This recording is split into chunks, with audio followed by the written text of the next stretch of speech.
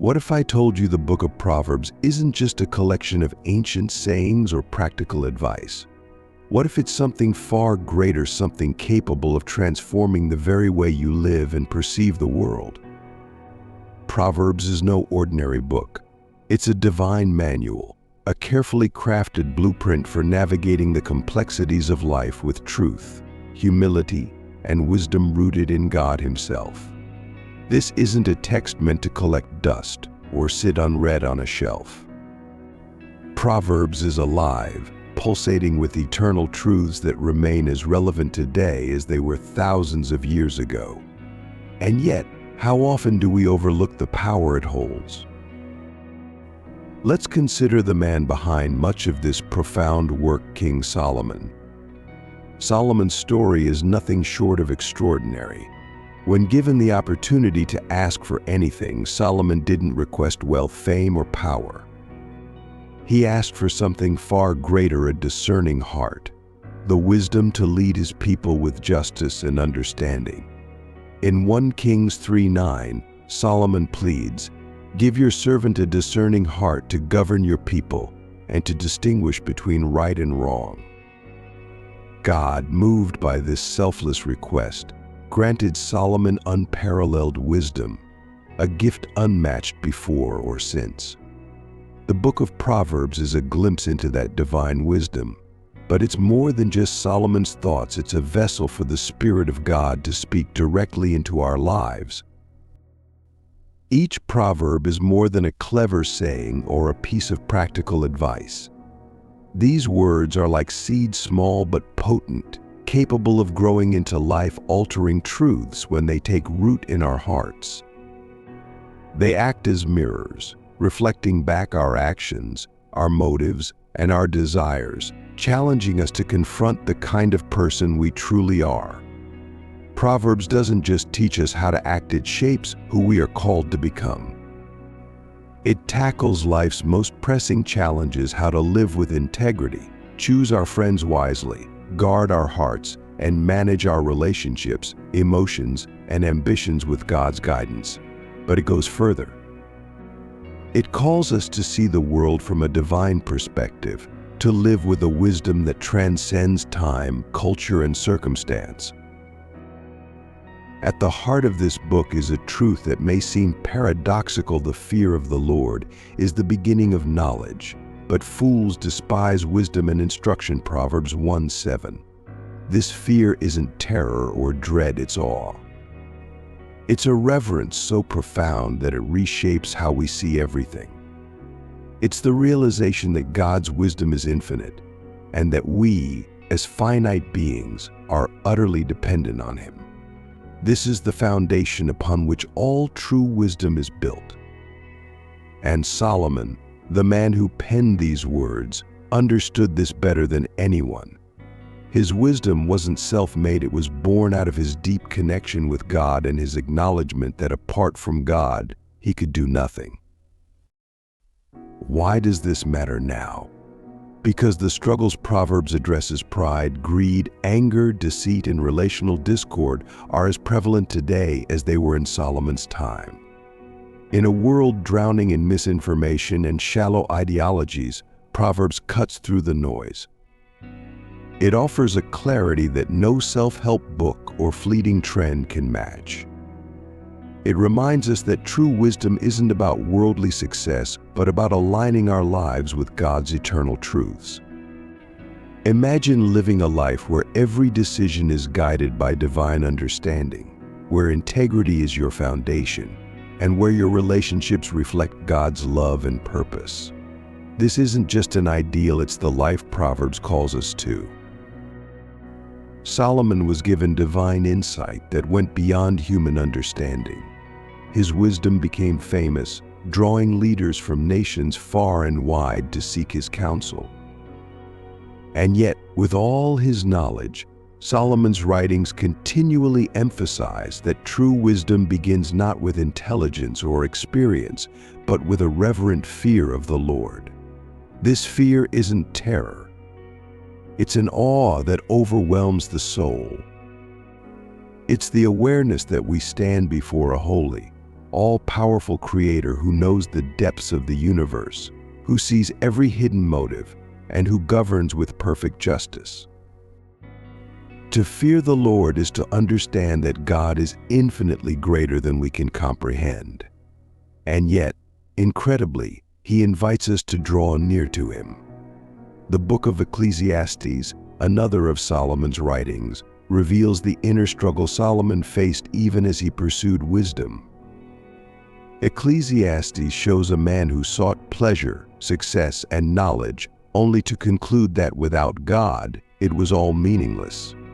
Solomon declares in Ecclesiastes 12:13, "Fear God and keep His commandments, for this is the duty of all mankind."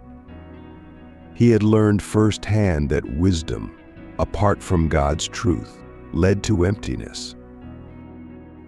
But why is this fear of the Lord the foundation of wisdom? Because it sets everything in its rightful place. The fear of the Lord is a recognition that we are not the center of the universe. God is.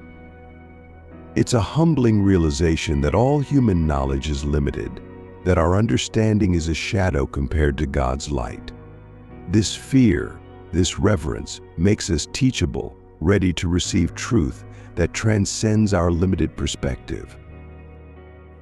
In the book of Sirach, a banned book from the traditional canon but treasured in the Ethiopian Orthodox Bible, we find a similar insight. The beginning of wisdom is to fear the Lord. She is created with the faithful in the womb. Sirach 1:14.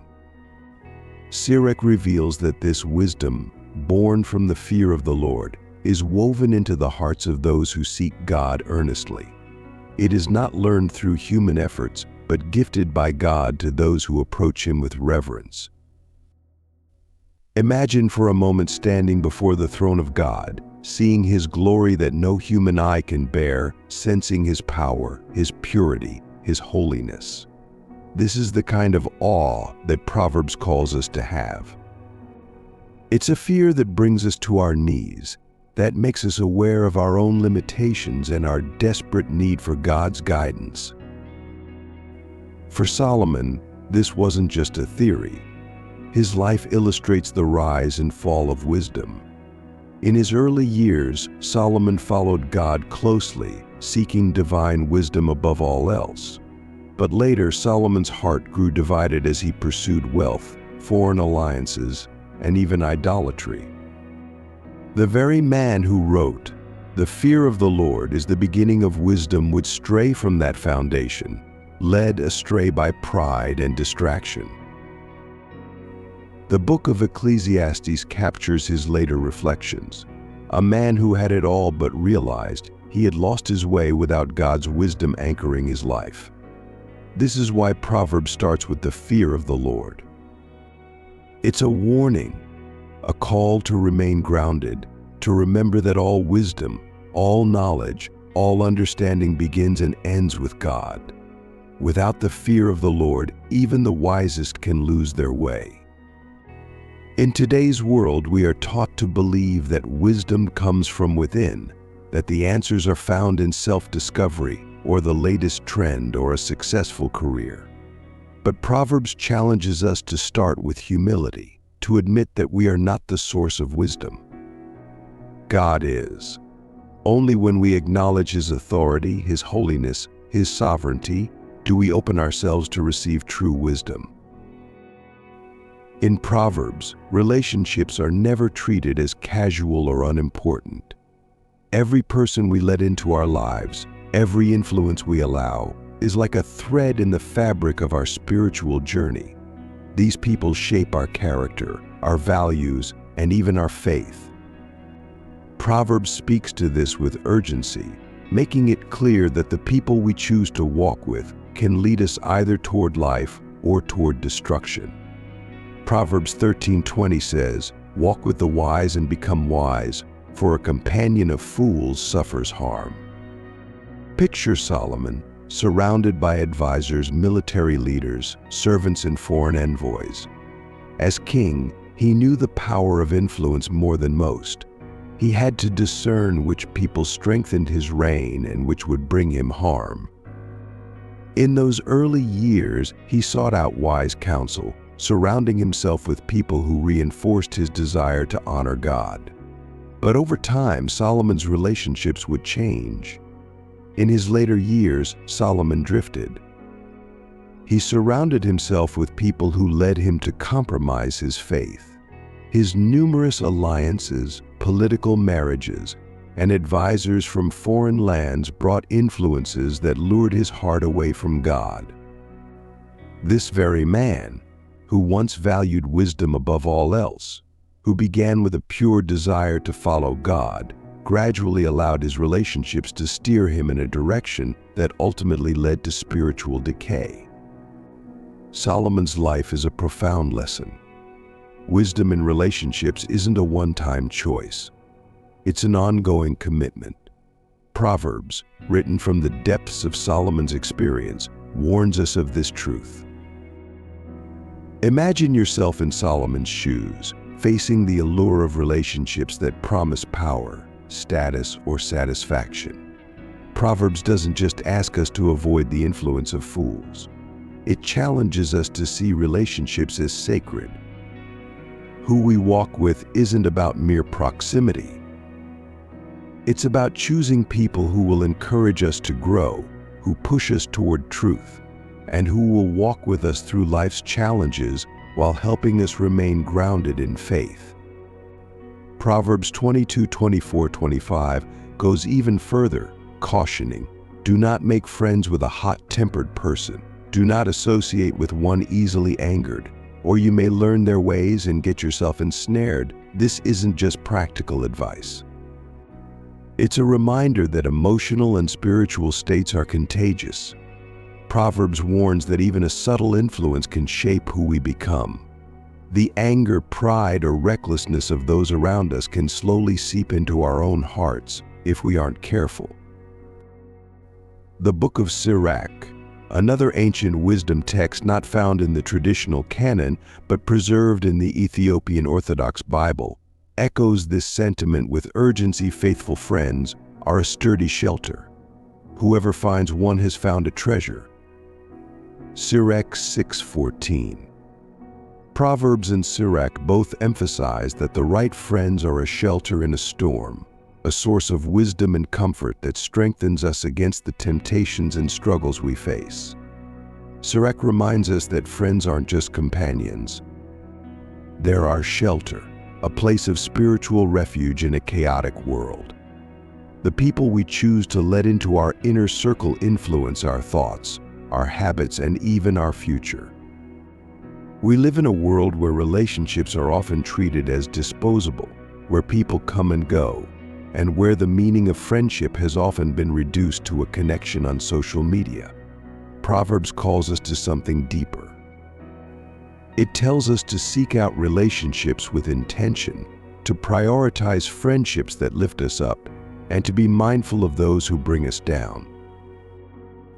Have you ever found yourself becoming more critical, more anxious, or more restless after spending time with certain people?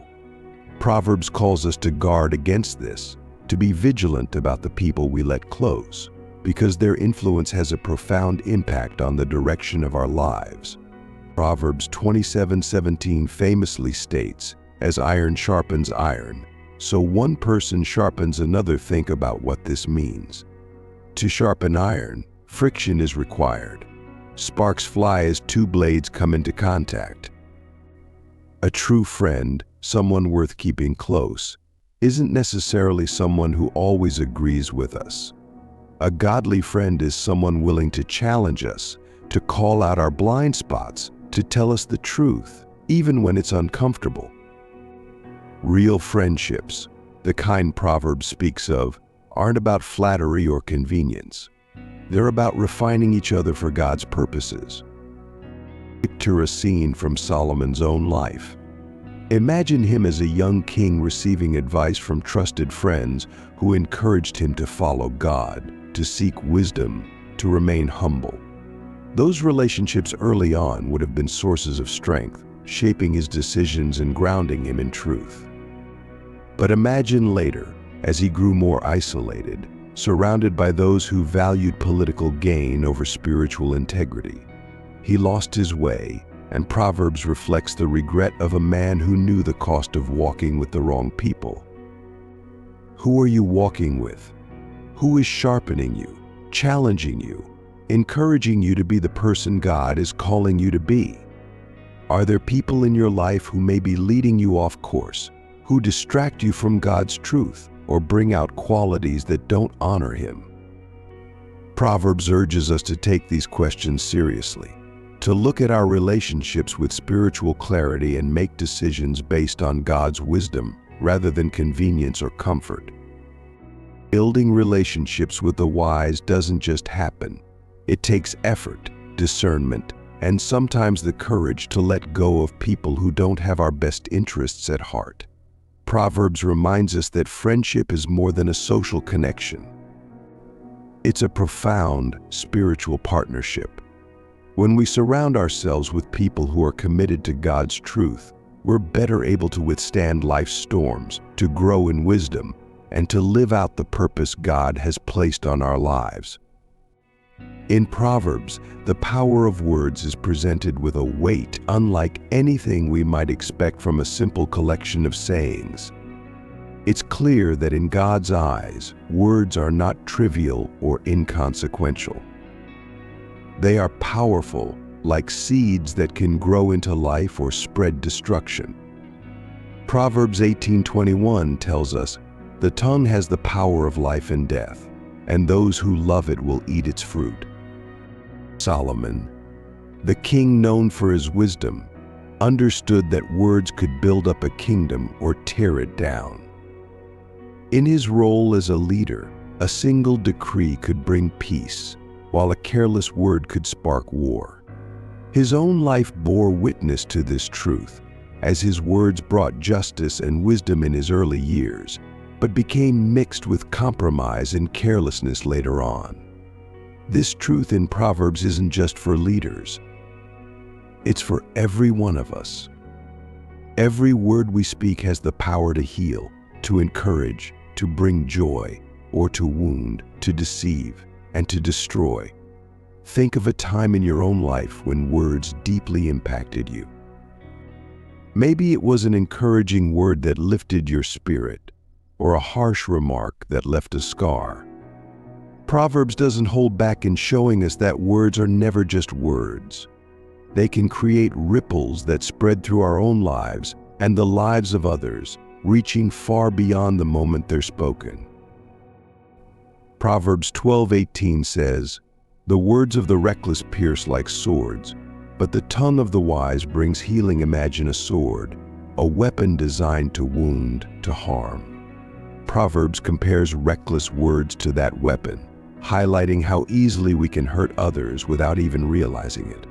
Solomon, through his own journey, likely saw how his words impacted the lives of his people, his family, and his kingdom. What's powerful here is the contrast Proverbs gives us: the reckless words that pierce like swords versus the wise words that bring healing. Words, when spoken with wisdom, have the ability to mend what's broken, to soothe the wounds left by the harshness of life. We all know the feeling of being uplifted by an encouraging word, the way a kind comment can turn a bad day around or give us hope when we're struggling. Proverbs reminds us that each of us has this power within us to either heal or hurt, to build up or tear down. Proverbs doesn't shy away from the potential harm of words. Proverbs 15:1 offers this insight: "A gentle answer turns away wrath, but a harsh word stirs up anger." Solomon understood that our responses have a profound influence on the outcome of a situation. Think of how many conflicts, arguments, or misunderstandings could be diffused with a simple, gentle response. The Proverbs invite us to approach our conversations with humility, to seek to understand before seeking to be understood. Words, however, don't only impact those around us, they shape our own hearts. The book of James in the New Testament picks up on this theme in a way that echoes Proverbs, likening the tongue to the rudder of a ship.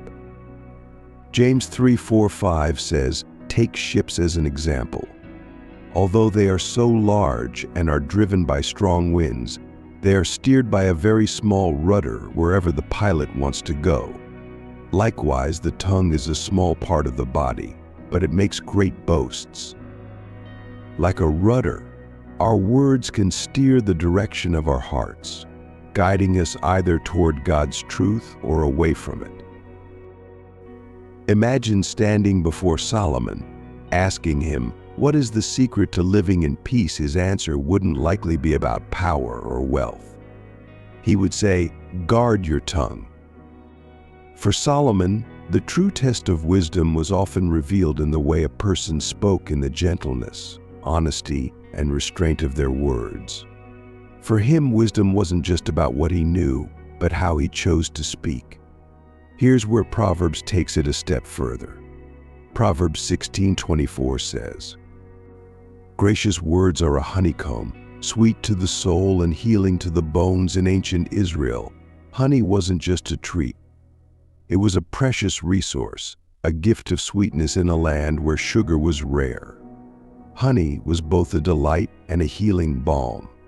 Proverbs compares wise words to honeycomb, reminding us that words can be both sweet and restorative, bringing healing to the deepest parts of our being. How often do we consider our words as something that could bring healing? Our world often encourages us to speak without restraint, to say what's on our mind without considering the impact. But Proverbs offers a different way. It challenges us to treat each word with intention, to see our speech as a tool for God's purposes. Are you speaking words that bring life, or do your words often drift toward criticism, anger, or impatience? Proverbs doesn't ask us to be perfect, but it does call us to a higher standard, urging us to make our words a reflection of God's wisdom, love, and patience. Imagine if we approached every conversation with the awareness that our words have the power to build up or break down. How different would our relationships be? Our communities, our own hearts? Proverbs invites us to see the gift God has given us in our ability to speak, to use it for good, and to let our words be channels of His love. In the book of Proverbs, work and wealth aren't treated as mere means to an end. Instead, they're seen as opportunities to reflect God's character, to show faithfulness in the smallest details, and to honor Him in how we handle both our efforts and our resources. Proverbs 10:4 states, "Lazy hands make for poverty, but diligent hands bring wealth." This isn't just advice about making a living. It's a call to approach our work with intention, viewing our efforts as part of a bigger picture, a picture that includes our relationship with God and our witness to the world around us. King Solomon, as a ruler with access to unimaginable wealth, understood the delicate balance between prosperity and responsibility. He knew that riches could bless a kingdom when used wisely or bring ruin if sought selfishly. In Proverbs, Solomon's teachings reflect this tension, warning against laziness and greed while promoting diligence and contentment. One vivid illustration Solomon uses to teach about diligence comes from Proverbs 6:6-8, "Go to the ant. You sluggard, consider its ways and be wise. It has no commander, no overseer or ruler, yet it stores its provisions in summer and gathers its food at harvest." Imagine that Solomon, one of the wealthiest men in history, pointing to a tiny ant to demonstrate a powerful principle of wisdom. The ant, though small, embodies the virtues of self-discipline, preparation, and foresight. It doesn't work only when watched, nor does it labor for immediate gratification. Instead, the ant diligently stores and gathers, working toward a future need with steady, quiet effort. Proverbs challenges us to consider our own approach to work and finances in the same way. Do we work only for short-term gains, for what will satisfy our desires now? Or are we like the ant, diligent and disciplined, working with integrity even when no one is watching. Solomon understood that work done faithfully, no matter how mundane, reflects a heart that honors God. In Proverbs 22:7, Solomon issues a sober warning: the rich rule over the poor, and the borrower is slave to the lender. This verse is more than a caution against debt. It's a reminder that money can become a trap if not handled with care. Proverbs doesn't condemn wealth itself, but warns that without wisdom, it can easily lead to bondage. A life built on borrowing and spending beyond one's means can quickly spiral into a form of enslavement and dependency on the lender rather than on God. In today's culture, debt is often marketed as a way to achieve dreams instantly: a new car, a bigger home, a luxurious vacation, all just a loan away. But Proverbs urges us to view wealth differently. Financial freedom, according to Proverbs, isn't about having everything we want. It's about living within our means, letting our needs drive our spending rather than our desires. It's about experiencing the peace that comes from being free from the chains of debt, knowing we can be generous without worry.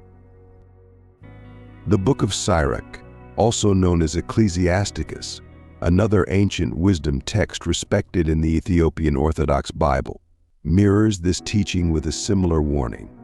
Sirach 31:1 says, "Wakefulness over wealth wastes away one's flesh, and anxiety about it drives away sleep." Sirach reinforces Proverbs' message.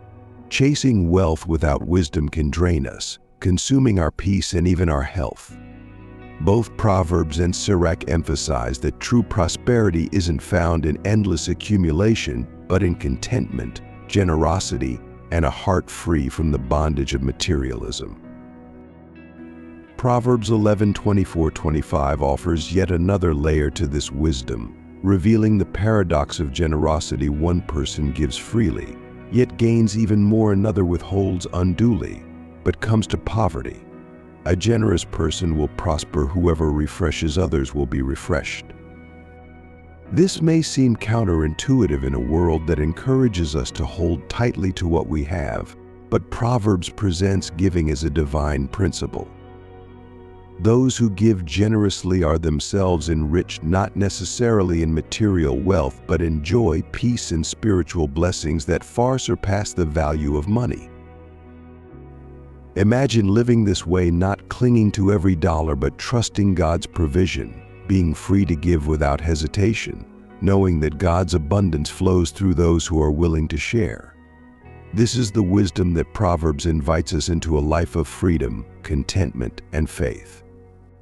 When it comes to hard work, Proverbs 12:11 reinforces the virtue of honest labor. Those who work their land will have abundant food, but those who chase fantasies have no sense. Solomon understood the lure of get-rich-quick schemes, the idea that shortcuts could lead to instant wealth. But Proverbs warns that integrity in work and consistency in effort yield true, lasting reward. Honest labor, whether in our careers, our homes, or our ministries, bears fruit over time, while shortcuts often lead to disappointment or even ruin. Are you working and managing your finances in a way that honors God's wisdom? Are you diligent in your efforts, mindful of debt, and open-handed in generosity? Proverbs calls us to evaluate our work and resources not as things we own, but as gifts entrusted to us by God. How we handle these gifts reveals our hearts. Imagine starting each day with the intention to work for God, to handle money with His wisdom, to see each task and each paycheck as part of a larger divine purpose. Proverbs doesn't just want us to work and earn, it wants us to live with purpose, diligence, and peace in every area of our lives. If these teachings resonate with you, take a moment to reflect on how you might align your work and finances with God's principles. And if you know someone who might benefit from this wisdom, share this video with them. In Proverbs, integrity isn't just a virtue, it's the bedrock of a life that truly honors God. Proverbs teaches that integrity isn't about perfection, but about consistency, honesty, and alignment with God's ways. It's the commitment to do what's right, not just when it's easy or when others are watching, but in every circumstance. Proverbs 10:9 says, "Whoever walks in integrity walks securely, but he who makes his ways crooked will be found out."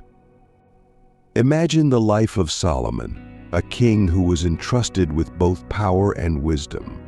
He knew the temptations that came with wealth and influence, the allure of shortcuts, the appeal of bending truth to gain favor or avoid conflict. Early in his reign, Solomon was celebrated for his wisdom and discernment. He asked God for understanding, not riches or power, and God blessed him abundantly. Yet as time passed, Solomon's integrity would be tested.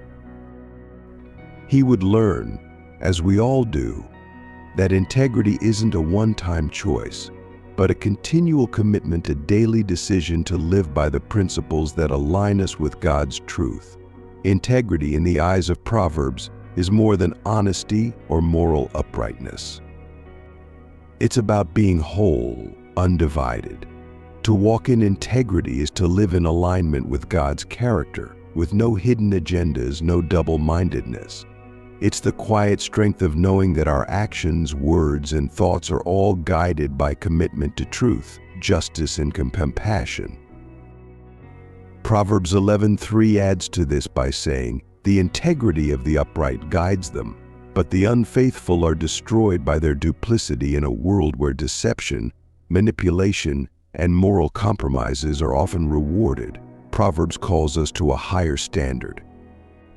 It tells us that integrity acts like a compass, guiding us through the challenges, the temptations, and the uncertainties of life. When we walk in integrity, we're not swayed by the latest trend or temptation. Instead, we're grounded, our path is clear, and our conscience is at peace. The book of Sirach offers a similar perspective, emphasizing the value of integrity and the blessings of a righteous heart. Sirach 4:10 warns, "Do not let your integrity or loyalty be compromised, even if it seems to bring suffering." Like Proverbs, Sirach reminds us that integrity sometimes comes at a cost. Standing firm in truth might not always bring immediate rewards. In fact, it might bring criticism, misunderstanding, or even hardship. But Proverbs assures us that this cost is worth it. Whoever walks in integrity walks securely. There's a security and a peace that comes from knowing we are in alignment with God, that our lives are a reflection of His character, even when the world doesn't understand or agree. Imagine yourself in a difficult situation, where the truth is hard to tell, where honesty could cost you something precious, a relationship, a job opportunity, or the approval of those you respect. Proverbs speaks to that moment, urging us to choose the path of integrity over convenience, to trust that God honors those who honor Him, even when it seems costly. Proverbs 27 says, "The righteous who walks in his integrity, blessed are his children after him." This verse touches on something profound, the legacy of integrity. Integrity doesn't just affect our lives, it shapes the lives of those who come after us. Children, friends, and family members are all impacted by the example we set. When we walk in integrity, we're creating a legacy that blesses others, a path they can follow with confidence. Imagine the blessing of passing down not just material wealth, but a legacy of character, a reputation for honesty, a name associated with kindness and faithfulness. Proverbs also makes it clear that integrity isn't just a safeguard for ourselves, it's a light that shines in the darkness of a broken world. Proverbs 4:18 beautifully captures this. "The path of the righteous is like the morning sun, shining ever brighter till the full light of day." When we live with integrity, our lives are a beacon of hope, a testimony that it is possible to walk uprightly in a world filled with corruption and deceit. People around us see this light, they're drawn to it, inspired by it, and sometimes even changed by it. In today's culture, integrity can feel like a lonely road. We're often pressured to bend the truth, to take shortcuts, to follow the crowd, even when it goes against our convictions. But Proverbs calls us to something greater. It promises that those who walk in integrity walk with a confidence that no worldly approval can offer. They walk with the assurance that their steps are ordered by God, that He sees their faithfulness, and that He rewards those who honor His truth. Let's think for a moment about what it would look like to live with this kind of integrity in every area of our lives. Imagine relationships built on honesty, workplaces where people respect one another's word, communities that value truth over convenience. Integrity is more than a personal virtue. It's a transformative force, one that has the power to reshape our families, our communities, and even our world. Proverbs 28:6 reinforces this by saying, "Better is a poor man who walks in his integrity than a rich man who is crooked in his ways." This verse speaks directly to a timeless temptation, the desire to compromise for the sake of gain, to sacrifice character in pursuit of wealth, success, or status. Proverbs teaches us that true wealth isn't measured by our bank accounts or social status, but by the depth of our character. A life lived in integrity is one of the greatest treasures we can possess, and it's a treasure that doesn't fade or lose its value. Are you walking in integrity? Are there areas in your life where compromise has crept in, where convenience has taken the place of conviction? Proverbs challenges us to examine our hearts, to align every part of our lives with God's truth, and to let His wisdom guide each step. The book of Proverbs often points to a paradox that feels almost countercultural. True greatness is found in humility. Over and over, Proverbs warns that while the world exalts pride and self-confidence, it is humility that brings us closer to God.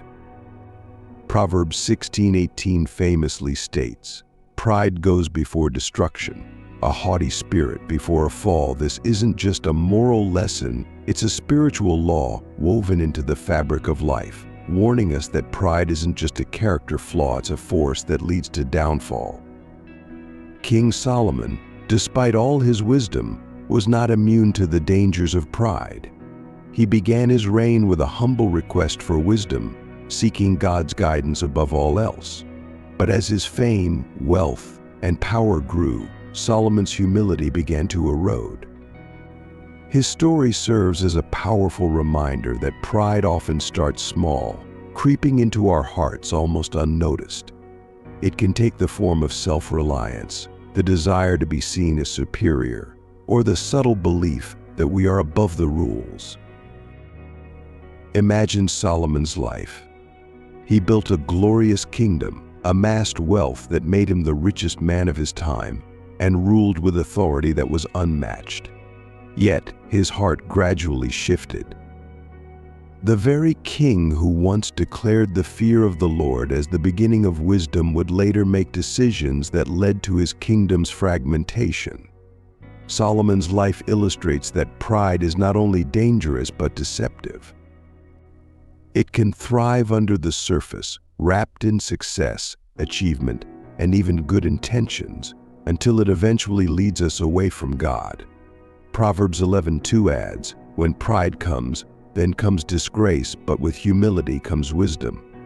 To the world, pride can appear strong, confident, even admirable.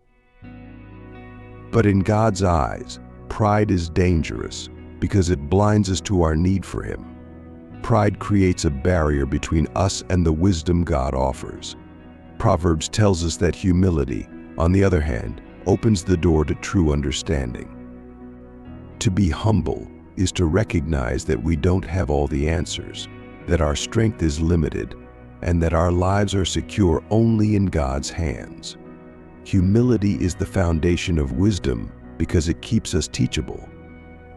Proverbs 3:34 echoes this truth, saying, "He mocks proud mockers, but shows favor to the humble and oppress the humble. are those who remain open to correction, who are willing to learn, and who acknowledge their dependency on God.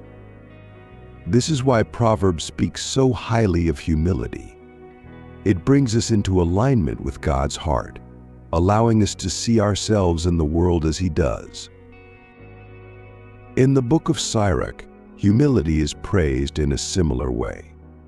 Sirach 3:18 advises, "The greater you are, the more you must humble yourself, so you will find favor in the sight of the Lord." Sirach, like Proverbs, highlights the irony of humility. The more we achieve, the more we need to remember our dependence on God. This goes against what the world teaches us. We are often told to celebrate our strengths, to stand out, to prove ourselves. But Proverbs and Sirach call us to a different standard, one where we take less pride in our accomplishments and more joy in serving others. Proverbs 29:23 warns us again, saying, "Pride brings a person low, but the lowly in spirit gain honor." This verse challenges us to question where we place our sense of worth. Pride builds itself on the things that the world values: power, status, and appearance, but humility finds worth in God's love and in the quiet strength that comes from walking in obedience to Him. Proverbs teaches that those who are lowly in spirit will be lifted up by God. It's a principle that invites us to let go of the need for recognition and instead trust that God sees, knows, and honors those who seek Him with a humble heart. Consider the life of Jesus, who demonstrated the ultimate humility. In the New Testament, we see the fulfillment of Proverbs' teachings on humility in Christ. Philippians 2:6-8 says of Jesus, who being in very nature God, did not consider equality with God something to be used to His own advantage. Rather, He made Himself nothing by taking the very nature of a servant, being made in human likeness, and being found in appearance as a man. He humbled Himself by becoming obedient to death, even death on a cross. Jesus, though He had every right to claim power, chose the path of humility, giving up His life for the sake of others. His life reflects the ultimate victory of humility over pride and shows us that true greatness is found in servanthood, not status. But Proverbs also warns us of the subtlety of pride. Proverbs 26:12 cautions, "Do you see a person wise in their own eyes? There is more hope for a fool than for them." This verse challenges us to examine our own hearts. Pride often disguises itself as self-confidence, independence, or knowing better. It can be as simple as dismissing someone else's advice or resisting correction. Proverbs reminds us that the one who is wise in their own eyes shuts themselves off from God's wisdom. It's a dangerous place to be because pride blinds us to our own need for growth. Are there areas in your life where pride has crept in? Are you leaning on your own understanding rather than seeking God's wisdom? Proverbs invites us to lay down our self-sufficiency, to admit our need for God, and to walk humbly with Him. When we let go of pride, we're able to experience the fullness of His guidance, His protection, and His love. Imagine what it would look like to live this way, free from the need to prove yourself, willing to take correction, open to learning from others. Humility isn't about thinking less of ourselves, it's about thinking of ourselves less. It's about recognizing that our lives are not our own, that every gift, every talent, and every opportunity is from God, meant to glorify Him and serve others. In the book of Proverbs, one of the most profound themes is the call to trust God fully and abandon self-reliance. In a world where independence and self-sufficiency are celebrated, Proverbs turns this idea on its head, declaring that the path to true peace, guidance, and security isn't found in relying on ourselves, but in surrendering to God. Proverbs 3:5-6 captures this beautifully. "Trust in the Lord with all your heart, and lean not on your own understanding. In all your ways acknowledge Him, and He will make your path straight." Imagine the weight of those words. Trust in the Lord with all your heart. This isn't a partial trust or something to lean on only in hard times. It's a call to place every fear, every hope, and every decision in God's hands, to trust Him with every fiber of our being. Solomon, with all his wisdom and understanding, knew the limitations of human knowledge. Despite his unparalleled insights, he saw that even the wisest person falls short of understanding the fullness of God's plan. This is why he implores us to trust not in ourselves, but in God, whose wisdom surpasses all. Self-reliance is an enticing path. It offers control, a sense of security, and the promise that we can determine our own destiny. But Proverbs warns that leaning on our own understanding ultimately leads us into troubled waters. Proverbs 28:26 declares, "Those who trust in themselves are fools, but those who walk in wisdom are kept safe." This isn't an insult. It's a stark reminder that our knowledge, as vast as it may seem, is limited. We can't see the full picture or anticipate the consequences of every decision. To rely solely on ourselves is to build our lives on a foundation that cannot withstand life's storms. Imagine yourself standing at the edge of a dense forest, trying to find your way through without a map. You might navigate some parts on your own, but eventually you'll reach places where your own sense of direction isn't enough. Proverbs tells us that God is that map, that guide who knows every twist and turn ahead. When we acknowledge Him, surrendering our plans and our paths, He directs us not just randomly, but with purpose and precision. Proverbs 16:9 says, "In their hearts humans plan their course, but the Lord establishes their steps." This verse captures the mystery and beauty of God's guidance. We can make plans, set goals, and work toward them, but it is ultimately God who shapes our journey. Solomon reminds us that while we can dream and plan, there is a divine wisdom that surpasses our own, leading us even when we cannot see the way. But trusting God isn't passive. It requires an active surrender, a choice to lay down our pride and open our hearts to His direction. Proverbs 19:21 echoes this with remarkable clarity. "Many are the plans in a person's heart, but it is the Lord's purpose that prevails." This isn't just about letting go of control. It's about embracing God's purpose over our own desires. We might have dreams or ideas that seem right to us, but God's wisdom sees beyond the present moment. He guides us not just toward what we want, but toward what will truly fulfill and transform us. The book of Job, another wisdom text, offers a perspective that resonates with Proverbs' call to trust. In Job 12:13, it says, "To God belong wisdom and power, counsel and understanding are His." Job's story is one of intense suffering and loss. Yet throughout his journey, he learns to surrender his understanding and place his trust in God's ultimate wisdom. Like Proverbs, Job reveals that trusting God doesn't mean understanding every detail. It means believing that God's wisdom and power are sufficient to carry us through every trial. When we surrender to God, Proverbs tells us we experience a peace that self-reliance can never offer. Proverbs 3:24 says, "When you lie down, you will not be afraid when you lie down. Your sleep will be sweet." This verse isn't just about physical rest. It's about a deep, inner peace of freedom from the anxieties that come from trying to control everything ourselves. Trusting God brings rest to our souls. A sweet peace that soothes even in life's uncertainties. Are you truly trusting God with all your heart, or are there areas where you're leaning on your own understanding? Proverbs invites us to examine our lives and to bring every decision, every plan, under God's wisdom.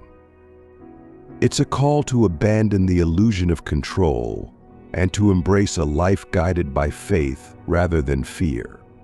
Imagine the freedom that comes from trusting God completely.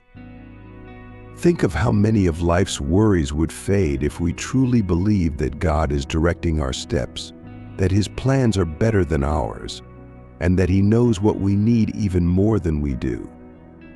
Proverbs promises that when we place our trust in Him, He makes our path straight. This doesn't mean our lives will be without challenges, but it means that every challenge, every trial, has purpose and direction. Proverbs 3:7-8 offers a final encouragement on this path of trust. Do not be wise in your own eyes, fear the Lord, and shun evil. This will bring health to your body and nourishment to your bones. Trusting God isn't just a spiritual act, it impacts every part of our lives. When we release the burdens of self-reliance, we experience a lightness, a renewal that strengthens us physically, emotionally, and spiritually. It's a healing that flows from knowing we are in the hands of a God who loves us deeply and who works all things together for our good. The book of Proverbs doesn't shy away from the complexities of human emotion. Anger, in particular, is addressed repeatedly as both a powerful force and a potential stumbling block on the path to wisdom. Proverbs 16:32 says, "Better a patient person than a warrior, one with self-control than one who takes a city." Imagine that Solomon, the great king, valued a person who could control their anger and emotions over a mighty warrior. Why? Because conquering one's own heart is far more difficult, and in the eyes of God, far more honorable than conquering anything in the external world. Anger is a natural human response, often sparked by frustration, betrayal, or injustice. But Proverbs reminds us that, left unchecked, anger can lead to impulsive actions, harsh words, and broken relationships. Proverbs 29:11 warns, "Fools give full vent to their rage, but the wise bring calm in the end." This verse shows the distinction between wisdom and folly. A wise person doesn't let anger control them. They control it. While the world may see venting anger as a show of strength or a way to assert one's dominance, Proverbs sees it as foolishness, a sign that one is ruled by emotion rather than by wisdom. Consider Solomon's perspective as a leader who would have dealt with conflicts, betrayals, and challenges constantly. He knew the cost of letting anger take control. For a king, anger could lead to impulsive decisions that might harm not only individuals but entire nations. For us, anger might not impact a kingdom, but it has the power to affect our families, our friendships, and our own spiritual health. Proverbs urges us to be careful with this powerful emotion, to recognize it for what it is, and to respond to it with self-control and wisdom. But self-control is not something we master overnight. It requires intentionality, humility, and dependence on God. Proverbs 19:11 says, "A person's wisdom yields patience. It is to one's glory to overlook an offense." This verse challenges us to see beyond our immediate reaction, to look deeper, and find patience in moments that might otherwise provoke us. Proverbs teaches that our ability to control our temper is not a weakness but a strength, an honor that comes from understanding the power of grace. Self-control, as Proverbs describes it, is a reflection of God's own character. Think of how many times throughout the Bible God displays patience with humanity, showing mercy where judgment was deserved. Just as God is slow to anger and rich in mercy, He calls us to reflect this patience in our relationships. Proverbs teaches that when we practice self-control, we are not just managing an emotion, we are participating in God's nature, choosing love over wrath, understanding over reaction. Yet Proverbs is clear that anger isn't inherently wrong. Proverbs 14:29 offers this insight: "Whoever is patient has great understanding, but one who is quick-tempered displays folly." The issue isn't anger itself, but how we handle it. Righteous anger, a deep indignation toward injustice, cruelty, or oppression, can reflect God's heart. But even righteous anger requires self-control. We are called to respond thoughtfully, channeling our energy toward positive action rather than letting anger fester or lead us into sin. The book of Sirach speaks similarly about self-control, calling it the key to a peaceful and wise life. Sirach 28:2-3 warns, "Forgive your neighbor the wrong he has done, and then your sins will be pardoned when you pray." Does a man harbor anger against another and yet seek for healing from the Lord? Sirach, like Proverbs, challenges us to let go of anger, especially when it hinders our relationship with God. In both texts, there's a clear message: forgiveness and self-control aren't just good practices, they're essential to a life of wisdom and peace. In today's world, the idea of self-control over anger feels almost countercultural. We live in an age where speaking your mind and getting even are often praised, where anger is sometimes seen as a badge of honor, a way to assert oneself. But Proverbs tells us that real strength isn't in unleashing our anger, but in holding it back. Proverbs 15:18 advises, "A hot-tempered person stirs up conflict, but the one who is patient calms a quarrel." This isn't just practical advice, it's a spiritual principle. Choosing patience over anger not only preserves peace, it reflects the heart of God. Imagine the freedom that would come from mastering this principle. How many arguments could be avoided? How many relationships could be healed? Proverbs teaches that in moments of anger, we have a choice to escalate or to calm, to react or to respond. Every time we choose self-control, we bring a little more of God's peace into our own hearts and into the lives of those around us. How do you respond to anger?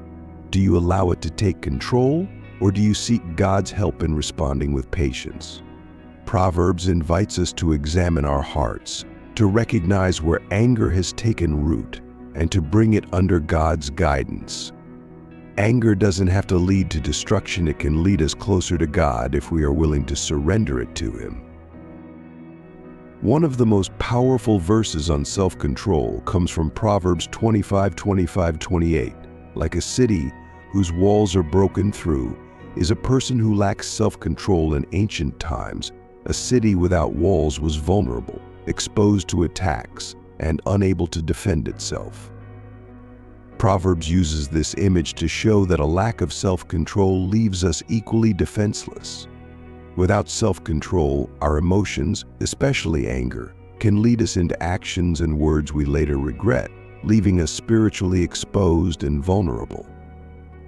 Proverbs encourages us to build up the walls of self-control around our hearts, to be vigilant and intentional, protecting our spirit from the destruction that unchecked anger can bring. When we exercise self-control, we are not denying our emotions, we are directing them, using them in ways that align with God's purpose. Imagine how different life could look if we embraced Proverbs' wisdom on anger and self-control. Picture a world where patience and understanding are stronger than retaliation, where grace is extended before judgment, and where people seek God's peace rather than venting every frustration. This is the life Proverbs calls us to, a life where we reflect God's character in every reaction, every conversation, and every relationship. In the book of Proverbs, discipline isn't viewed as punishment or mere restriction, it's a pathway to growth, wisdom, and ultimately to a life that honors God. Discipline is described as a treasure that shapes our character, sharpens our focus, and refines our hearts. Proverbs 12:1 sets the tone by stating, "Whoever loves discipline loves knowledge, but whoever hates correction is stupid." This is a stark reminder that wisdom and discipline go hand in hand. In God's eyes, discipline isn't harsh or limiting, it's a gift, a way of aligning our lives with His purpose. Solomon, with all his insight, knew that a life without discipline is a life that drifts. Proverbs 25:28 says, "Like a city whose walls are broken through is a person who lacks self-control." Imagine a city with no walls, exposed to every threat, every danger. Proverbs uses this powerful image to convey that without discipline, we leave ourselves vulnerable not just to external challenges, but to the impulses, desires, and distractions that can pull us away from God's path.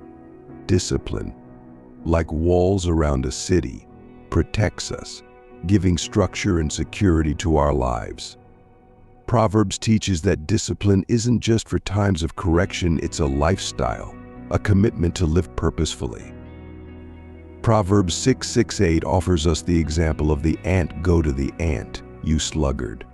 Consider its ways and be wise. It has no commander, no overseer or ruler, yet it stores its provisions in summer and gathers its food at harvest. This isn't just about hard work, it's about self-motivation, the ability to act with foresight and diligence without constant supervision. Proverbs encourages us to adopt the ant's disciplined way of life, to prepare, to persevere, and to keep moving forward, even when no one is watching. At its core, Proverbs teaches that discipline is an act of humility. It's the willingness to be corrected, to learn from our mistakes, and to acknowledge that we don't have all the answers. Proverbs 3:11-12 says, "My son, do not despise the Lord's discipline, and do not resent his rebuke, because the Lord disciplines those he loves. As a father, the son he delights in discipline." In this sense, is not only valuable but a sign of God's love.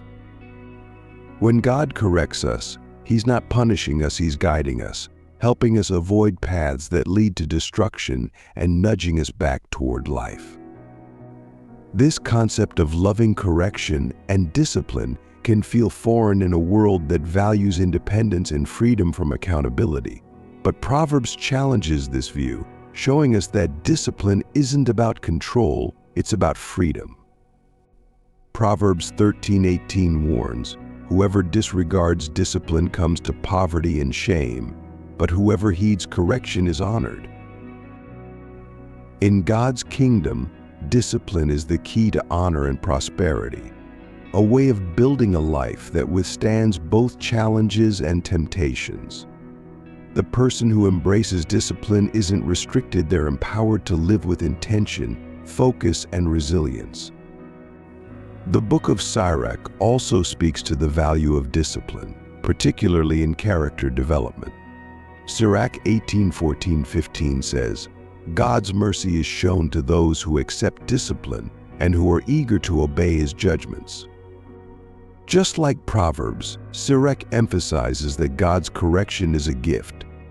Accepting discipline is a way of embracing God's mercy, acknowledging that He knows what's best for us, even when it's uncomfortable or challenging.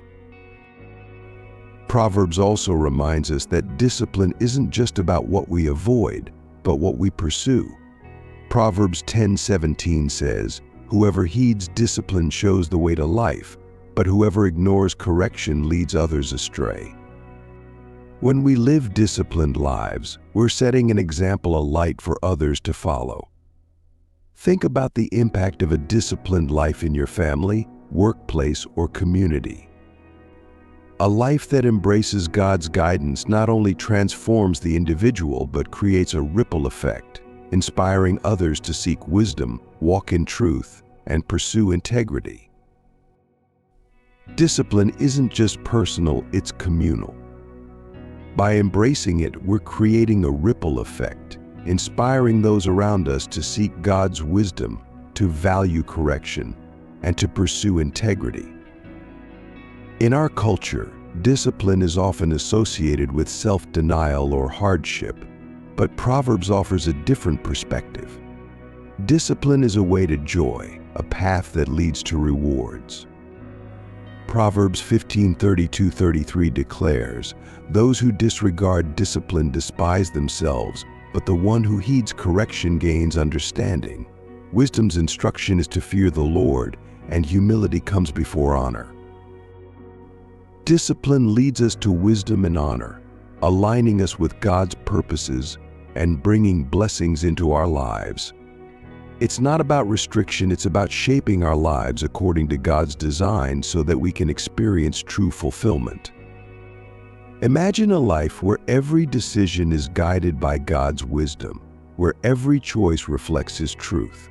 Proverbs teaches that discipline helps us achieve this life, not by controlling every detail, but by giving us the tools to choose wisely. Through discipline, we learn patience, self-control, and resilience, qualities that are invaluable in our walk with God. Discipline allows us to grow spiritually, transforming us from the inside out. How do you view discipline? Is it something you avoid, something you see as a burden, or can you see it as a gift from God, a way to grow closer to Him? Proverbs invites us to reframe our understanding of discipline, to see it as a pathway to wisdom, honor, and ultimately to a deeper relationship with our Creator. The book of Proverbs speaks powerfully about the family as a foundational unit, a place where love, wisdom, and character are cultivated and passed down from one generation to the next. Proverbs is filled with advice, not only for parents but for children, urging both to honor each other and to embrace the wisdom of God within their homes. In Proverbs, parenting is seen as one of the highest callings, a sacred duty to guide and shape young lives according to God's principles. One of the most well-known verses in Proverbs is Proverbs 22:6, which says, "Train up a child in the way he should go, and when he's old, he will not depart from it." This isn't just a proverb, it's a promise. Proverbs acknowledges that the foundation we build in our children's lives will shape their paths, influencing the choices they make long after they leave our homes. But what does it mean to train up a child? It's more than just teaching right from wrong. It's about guiding children to know God personally, instilling a deep love and respect for His Word, and modeling a life that seeks His wisdom daily. Imagine Solomon, the author of many Proverbs, passing down this wisdom to his own children, sharing the insights he learned through both success and failure. He knew that wisdom doesn't come from mere instruction, but from example. Proverbs reminds us that as parents, our lives speak as loudly as our words. Children learn not only from what we say, but from what we do, from the way we handle conflict, treat others, and live out our faith. Proverbs emphasizes that discipline is a vital part of parenting. Proverbs 13:24 tells us, "Whoever spares the rod hates their children, but the one who loves their children is careful to discipline them." In the context of Proverbs, the rod represents guidance and correction, not punishment for punishment's sake. The goal is to lead children away from harmful behaviors and toward righteousness. Discipline in Proverbs is a form of love, a way to teach children the difference between wisdom and folly, right and wrong. It's a tool to help them grow in character and to protect them from paths that lead to destruction. Yet discipline in Proverbs is always balanced with love and patience. Proverbs 15:1 teaches, "A gentle answer turns away wrath, but a harsh word stirs up anger." Parenting is a call to embody both firmness and gentleness, to correct with compassion and to teach with patience. Proverbs urges parents to avoid harshness, knowing that anger or criticism can wound a child's spirit. Instead, parents are encouraged to model patience and understanding, to create an environment where children feel secure in both love and guidance. The book of Sirach offers a similar view, highlighting the responsibility parents have in shaping their children's lives. Sirach 31:2 says, "Whoever loves their son will discipline him often, so that he may rejoice in him in the end." This echoes Proverbs' teaching, emphasizing that discipline is an act of love, not control. Just as Proverbs warns against harshness, Sirach reminds us that true discipline is rooted in love and directed toward a child's future joy and fulfillment. Both texts remind us that parenting is a balance of instruction and encouragement, correction and affirmation. In Proverbs, children are called to honor their parents, recognizing the wisdom and experience they offer. Proverbs 1:8-9 says, "Listen, my son, to your father's instruction, and do not forsake your mother's teaching. They are a garland to grace your head, and a chain to adorn your neck." They are a garland to grace your head, and a chain to adorn your neck here. Proverbs speaks to the beauty of a parent's guidance, portraying it as a crown, a blessing, and a source of honor. When children respect and embrace the wisdom of their parents, they carry a legacy of strength and character that blesses them throughout life. But Proverbs also places a great responsibility on parents to be worthy of that honor. Proverbs 14:26 teaches, "Whoever fears the Lord has a secure fortress, and for their children it will be a refuge." This verse reveals that a parent's faith becomes a spiritual shelter for their children. When parents walk closely with God, seeking His wisdom and living with integrity, they create a spiritual covering over their family, a place of safety where children feel protected, loved, and valued. Parents are called to be that refuge, that safe place where children can grow up anchored in God's love. In today's fast-paced culture, Proverbs' wisdom on family and parenting is more relevant than ever. We live in a world where values and beliefs are often challenged, where children are exposed to conflicting messages from every direction. Proverbs urges us to create homes that are grounded in God's truth, where His word is the foundation and His wisdom guides every decision.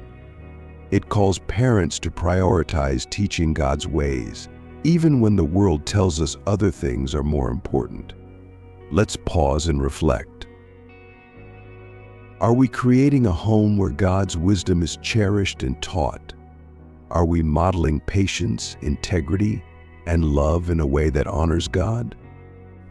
Proverbs invites us to see our families as the first place where faith is lived out, a place where God's truth is not only taught but embodied. Proverbs 27 highlights the impact of this kind of faith. "The righteous lead blameless lives, blessed are their children after them." This verse speaks to the power of a life lived in righteousness and how it blesses future generations. When parents choose to live in alignment with God's ways, their children reap the benefits. Growing up with a model of integrity, love, and faithfulness creates a legacy that goes beyond material wealth, forming a spiritual inheritance that shapes their lives for years to come. Imagine what it would look like if every family embraced this wisdom. If homes were places where God's love was taught, where discipline was balanced with compassion, and where children felt valued and protected. Proverbs tells us that this kind of family environment doesn't just benefit the individual household. It impacts communities, generations, and ultimately the world. In Proverbs, Solomon doesn't shy away from addressing one of the most challenging aspects of human life: sexual purity and the lure of temptation.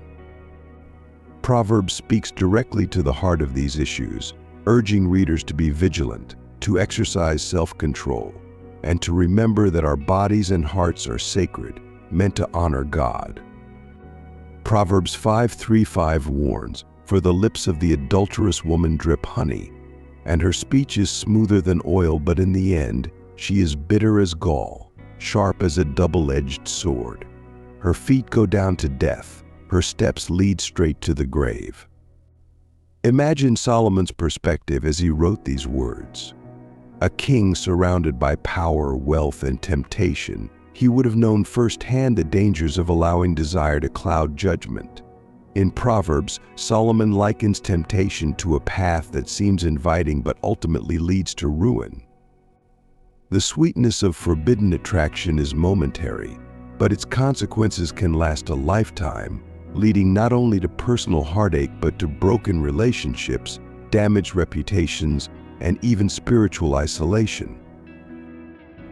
Proverbs urges us to look beyond the allure of temptation and see it for what it truly is: a trap that harms not only us but those we love. Proverbs 6:27-29 uses powerful imagery to convey this. Can a man scoop fire into his lap without his clothes being burned? Can a man walk on hot coals without his feet being scorched? So is he who sleeps with another man's wife. No one who touches her will go unpunished. This vivid imagery serves as a reminder that indulging in sexual sin carries consequences both visible and unseen. Just as fire leaves burns, succumbing to temptation scars the heart and soul. Proverbs doesn't only address the dangers of temptation, it offers practical wisdom for resisting it. Proverbs 4:23 instructs, above all else, guard your heart, for everything you do flows from it. This verse holds a powerful truth. The battle for purity begins in the heart. The mind and soul are gateways to our actions, and Proverbs teaches that by guarding what we allow into our hearts, our thoughts, desires, and intentions, we can avoid falling into the snares of temptation. Proverbs calls us to a vigilant life, one where we actively protect our hearts from influences that lead us away from God's will. Solomon, aware of the weakness of human nature, urges his readers to exercise wisdom and discernment in their relationships. Proverbs 7 tells the story of a young man led astray by temptation, following the path of a seductress who promises pleasure but ultimately leads him toward destruction. Proverbs 7:22-23 describes it vividly all at once. He followed her like an ox going to the slaughter, like a deer stepping into a noose till an arrow pierces his liver, like a bird darting into a snare, little knowing it will cost him his life. This warning isn't just about physical relationships, it's a cautionary tale about the power of unchecked desire and the need for boundaries. The book of Sirach echoes Proverbs' warnings on temptation and purity. Sirach 9:3-4 advises, "Do not gaze at a virgin, lest you be ensnared by her beauty. Do not give your soul to prostitutes, lest you destroy your inheritance." Both Sirach and Proverbs address the need to guard our senses, to avoid situations that would lead us down a path of compromise. In Sirach, as in Proverbs, wisdom is about setting boundaries not out of restriction but out of protection, a way of preserving our integrity and honoring God. In today's culture, the teachings of Proverbs on sexual purity and temptation are more relevant than ever. We live in an age where boundaries are often disregarded, where purity is seen as old-fashioned, and where temptation is present at every turn, from social media to entertainment. Proverbs calls us to live differently, to value purity, and to seek God's wisdom in a world that often glorifies the opposite. But why does Proverbs place such emphasis on purity? Because purity isn't just about refraining from certain actions, it's about honoring God with our whole being. Proverbs 16:2 tells us, "All a person's ways seem pure to them, but motives are weighed by the Lord." God doesn't just see our actions, He sees our intentions, our hidden thoughts, and our deepest desires. Purity is about aligning these inner aspects of ourselves with God's holiness, seeking to honor Him in thought, word, and deed. Imagine the freedom that comes from living a life of integrity and purity, a life unburdened by guilt, unclouded by secrets, and fully dedicated to God. Proverbs 10:9 promises, "Whoever walks in integrity walks securely, but whoever takes crooked paths will be found out." This verse assures us that a life lived in purity and integrity brings peace and security. It's a life that doesn't have to hide, that doesn't live in fear of being found out, but that rests in the assurance of God's approval. Proverbs 5:18-19 also offers a positive vision of love and commitment, encouraging us to honor and cherish our marriages. "May your fountain be blessed, and may you rejoice in the wife of your youth. May you ever be intoxicated with her love." Proverbs teaches that God's design for love and intimacy is beautiful when experienced within the boundaries He has set. Rather than seeing purity as a restriction, Proverbs celebrates it as a way to experience deeper joy, trust, and connection within the bonds of marriage. How are you guarding your heart against temptation? Are you actively seeking God's wisdom in your relationships and decisions, or are there areas where compromise has crept in? Proverbs invites us to examine our hearts, to recognize where we need to set boundaries, and to seek purity as a path to deeper connection with God. In the book of Proverbs, the consequences of sin are painted in stark, unforgettable imagery. Sin isn't merely a mistake or a poor decision, it's a path that leads to darkness, suffering, and ultimately destruction. Proverbs warns us that when we choose to walk in sin, we're not just making life difficult for ourselves, we're stepping into a dangerous spiritual reality that distances us from God's protection, peace, and guidance. Proverbs 5:22-23 captures this with powerful words. The evil deeds of the wicked ensnare them, the cords of their sins hold them fast. For lack of discipline they will die, led astray by their own great folly. Here, Proverbs uses the imagery of sin as a snare, a trap that entangles those who fall into it, holding them tightly and leading them to spiritual and even physical ruin. This verse serves as a solemn reminder that sin doesn't just happen to us. Rather, it's a result of choices, often small ones, that pull us further away from God and lead us into bondage. Consider the world we live in today. Society often downplays the seriousness of sin, treating it as a trivial mistake or something that's easy to brush off. But Proverbs teaches us that sin has a lasting impact. Proverbs 10:16 says, "The wages of the righteous bring them life, but the income of the wicked brings them punishment." This verse reflects a spiritual truth that reverberates throughout the Bible. Every action, every decision has consequences. For the righteous, a life lived in alignment with God's will leads to peace and fulfillment. For those who choose sin, the consequences are emptiness, suffering, and judgment. One of the most poignant passages in Proverbs comes from Proverbs 1:29-31, which speaks of those who ignore wisdom since they hated knowledge and did not choose to fear the Lord. They will eat the fruit of their ways and be filled with the fruit of their schemes. In other words, sin bears fruit, a bitter harvest that we inevitably have to reap. This image reminds us that sin is not without cost. When we choose our own way over God's, we are planting seeds that will grow into a harvest of regret, pain, and loss. Proverbs doesn't just warn about the general effects of sin. It also dives into specific actions and their consequences. Proverbs 6:27-28 speaks directly to those who fall into lust and sexual sin. Can a man scoop fire into his lap without his clothes being burned? Can a man walk on hot coals without his feet being scorched? The answer is clear: no one can escape the consequences of sin. Just as fire burns and coals scorch, so sin leaves its mark. This warning isn't meant to shame us, but to open our eyes to the reality that God's commandments are there to protect us, not to restrict us.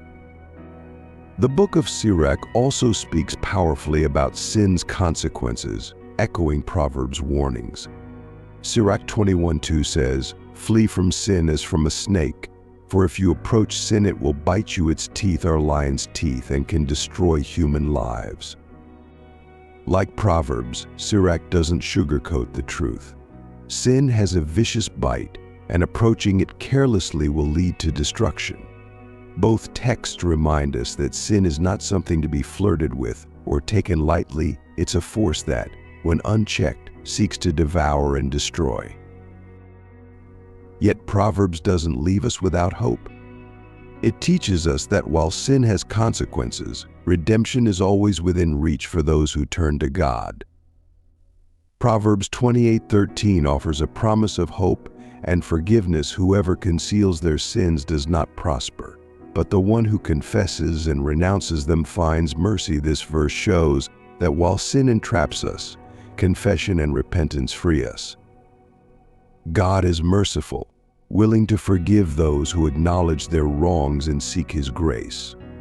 Proverbs urges us to be honest about our sins, to confess and turn away from them, knowing that in God's mercy there is freedom. Imagine the relief and peace that come from confessing, from laying down the weight of hidden sins. Proverbs 14:12 warns, "There is a way that appears to be right, but in the end it leads to death." This isn't just a warning about moral failure, it's an invitation to examine the paths we're walking. Are we following our own understanding, or are we seeking God's wisdom to guide us? Proverbs teaches that without God's wisdom, we may think we're on the right path, but it leads to spiritual death. Proverbs calls us to a life of integrity, one that resists sin and its consequences by seeking God's truth. Proverbs 16:6 says, "Through love and faithfulness sin is atoned for. Through the fear of the Lord evil is avoided." This verse provides a solution. Living in awe of God and embracing His love shields us from the pull of sin. When we live with reverence for God, honoring Him in all we do, we're empowered to avoid evil and walk in His ways. Are there areas in your life where you've been ignoring the consequences of sin? Are there paths you're walking that may feel right, but you know deep down they're leading you away from God? Proverbs invites us to face these questions honestly, to acknowledge where we may have strayed, and to return to God's mercy. Proverbs reminds us that sin has consequences, but it also teaches us that God's grace is greater than any mistake. Imagine the freedom that comes from walking in alignment with God's wisdom, from choosing the path that leads to life rather than destruction. Proverbs 11:19 promises, "Truly the righteous attain life, but whoever pursues evil finds death." This isn't just about physical life or death. It's about the state of our souls, our hearts, and our relationship with God. In Proverbs, the consequences of sin are serious and unavoidable, but they are not outside of God's control. God's sovereignty means that nothing, no sin, no mistake, no rebellion is beyond His reach. Proverbs teaches us that while sin leads to destruction, God is sovereign over all, orchestrating justice and mercy to work together for His ultimate purpose. Proverbs 16:4 affirms this powerfully. "The Lord works out everything to its proper end, even the wicked for a day of disaster." Here we see a profound truth. God's hand is in everything. Even when we stray, when we rebel, He is able to turn it all to fulfill His plan.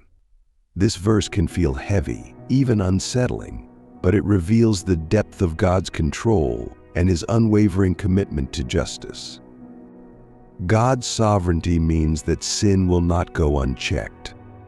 The consequences of our actions unfold within His design, guiding us back to Him or demonstrating the seriousness of living outside His will.